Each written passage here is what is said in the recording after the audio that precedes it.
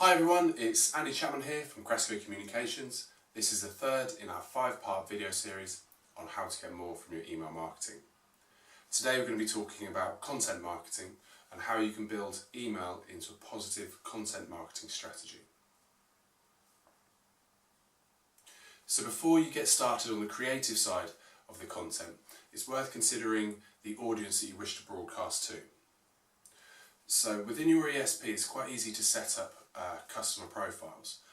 And what I mean by this is to split up your list into people by potentially average order value, frequency of spend, types of products that are being bought, or alternatively you can do it by things like location, age, gender.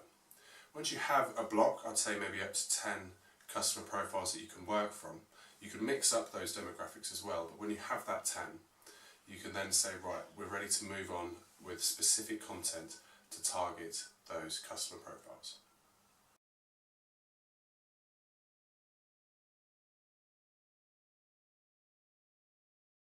So once you've created your customer profiles, it'll be a lot easier to target them with specific content. So before you move on, it's always worth referring back to and having a copy of your overall marketing plan. The reason I suggest this is content or building a content strategy can be a fun and creative exercise. But whenever you're starting that process or when building email into that process, it's quite easy to get carried away and actually deviate from the original marketing plan. So if you have that plan in place for the next 3, 6, 9, 12 or even 24 months, what I always say is before you start the creative side is to have, if you can, maybe a condensed document up on a wall or even on a projector so that you can have a live document to work from.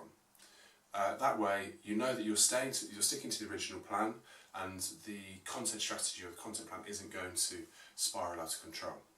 It's a lot easier to manage your budget and also have a greater understanding of your return comparatively to your current marketing plan when you constantly refer back to it.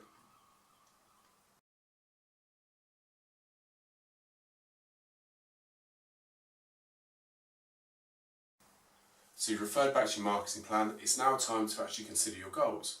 What is it you want to achieve from producing this content? So that could be organic traffic, it could be social shares, it could be increase in leads, downloads of information, or even something as basic as increasing sales. But it's always worth having a goal per piece of content. So if you're delivering a certain content on a certain platform, have a specific goal for that content. Then that will make it far more easier to measure when you come to the latter stages of the whole process.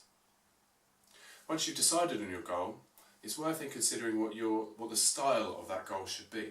What I mean by this, the style is almost like the objective. So that would be, is a style to educate somebody? Is it part of an informative sell? Is it to shock the audience or offer controversy?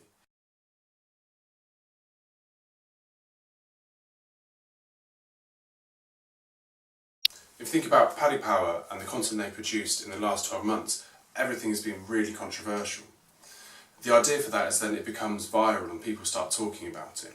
People start to share their content socially, but also then that's going to drive more traffic eventually to their website as well. So it's always good to have your goals, but also then have an understanding of the way in which you want to deliver those goals and the style in which they want to be perceived by the audience. So if you look at your styles, Shock for instance, if you look at any of the work that Paddy Power have done in terms of their content across their social in the last 12 months, it's all been for a shock factor, which has worked really, really well because it increases their social shares. People start talking about it. It crosses pretty much all of their social networks and essentially it is going to increase the amount of people that do then venture onto the website. So once you've decided on your goals, you've decided on the style, it's then worth doing a social and resource audit. What this means is take a really strong look at everything you've done in the past and everything that you're planning to do and take out the things that have worked and haven't worked. So when you have that marketing plan, that kind of working document to pull information from, you can say, so across the mediums that we've used, so things like blogs, white papers, infographics, socials, so Twitter, Facebook, LinkedIn, these are the areas of content which we produced, and this is the feedback that we've had.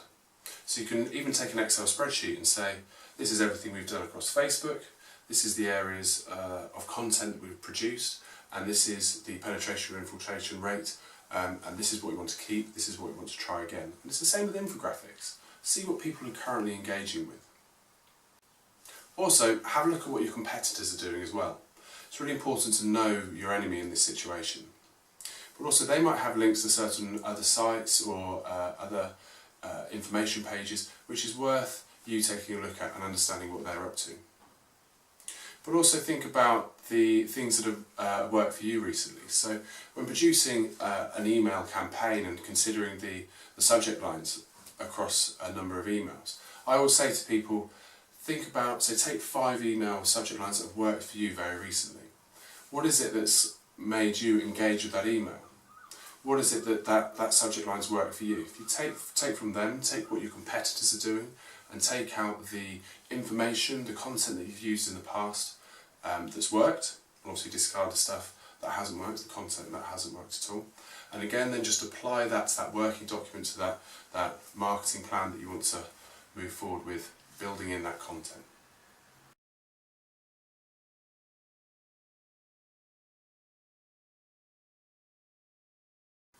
So once you've done your social audit, you can become creative. And this is when you can actually start to create the content. What you'll find is if you follow those steps, so looking at your audience, referring back to the marketing plan and creating that live document, deciding on your goals, your styles, which platforms you're going to use, and then performing a social audit. What that will do is actually narrow the amount of content that you can produce. But again, it's worth being creative, having fun with this part of the strategy, and deciding on the areas of content that you want to deliver, and then most importantly, when you want to deliver them. So I always say make a timeline and set goals and objectives for each part of that timeline. So your piece of content could be to shock somebody, and you want that ripple effect to go on over the course of a quarter, so over 3 months. It's good within those 3 months to then have micro goals within this timeline. So backing up what people are saying, answering what people are saying on your forums, on your website, or anything like that, referring back to the content. But also, when you create a timeline, it does make people accountable. So you can then start to split the work up and delegate certain roles and responsibilities across your marketing team. So you know that you want to deliver the main part of the content, and then throughout the next, it could be 3, 6, 9 or 12 months, the areas of content that you want to back up. Always having that feedback and interaction and engagement with your customer. Another thing that I tend to do, or I think really works when producing a piece of content, is then having a countdown to the next piece that's going to be produced. So if you are offering a sale through email marketing, there's no harm in actually using your multi-channel style, so things like social, Facebook, Twitter, Google+, even LinkedIn, and producing information on a blog saying that there's going to be another sale, or new products are going to be released, or a new part of the website is going to be released. And then add that into your timeline and have it in specific days, make sure that you keep to those days, have a countdown, build that interest, and then you actually will have the sale, the page release, the all-important interview that you might be waiting for. And what that will do is then instantly increase traffic to your website.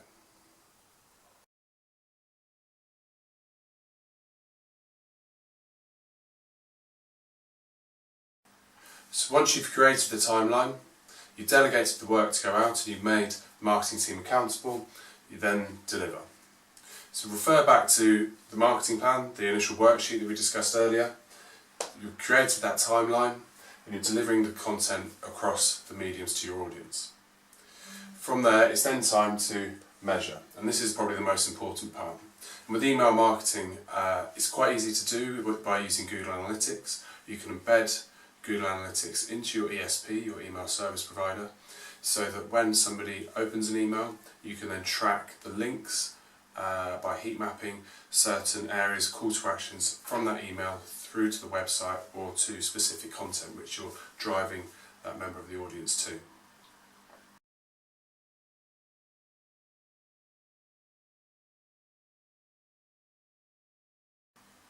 So in brief, review your audience, refer back to your marketing plan, set your goals and styles, perform a social and resource audit, become creative when producing the content, set a creative timeline, deliver content, and measure return on investment. If you like this video, there's more on our website, which is www.crescocommunications.com, or alternatively, follow us on Twitter @CrescoCommunica. Until next time, thanks very much.